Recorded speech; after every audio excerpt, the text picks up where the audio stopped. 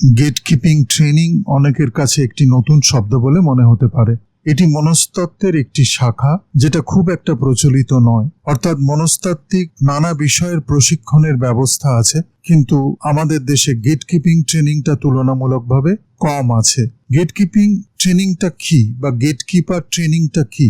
বাস্তবে আত্মহত্যাপ্রবণ মানুষ বা যারা আত্মহত্যা করবার চেষ্টা করেছেন, এই ধরনের মানুষদের স্বাভাবিক জীবনে ফিরিয়ে আনার জন্যে যে প্রশিক্ষণ লাগে, মনস্তাত্ত্বিক সেই প্রশিক্ষণ কৌশলকেই গেটকিপার ট্রেনিং বলা হয়। এই প্রশিক্ষণ আমাদের দেশে খুব একটি জনপ্রিয় প্রশিক্ষণ নয়। মনস্তাত্ত্বের বিভিন্ন শাখায় প্রশিক্ষণের ব্যবস্থা থাকলেও আমাদের দেশে গেটকিপার ট্রেনিং খুব কমই প্রচলিত আছে। এটি মনস্তাত্ত্বের বিশেষ একটি শাখা।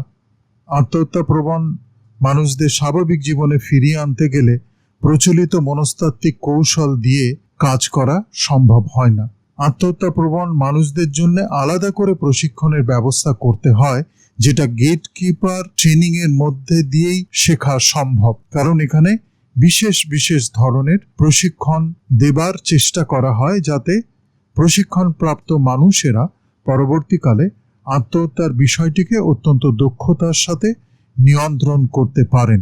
আমাদের মতো জনবহুল দেশে আত্মহত্যা প্রবণতা বাড়ছে, আত্মহত্যা প্রবণ মানুষের সংখ্যা বাড়ছে, কিন্তু সেই তুলনায় গেটকিপার ট্রেনিং প্রশিক্ষণ প্রাপ্ত মানুষ সংখ্যায় খুব কম, নেই বললেই চলে। তো এটা আজকের দিনে গেটকিপার ট্রেনিং একটি সিলভার লাইন পেশা হয়ে উঠতে পারে।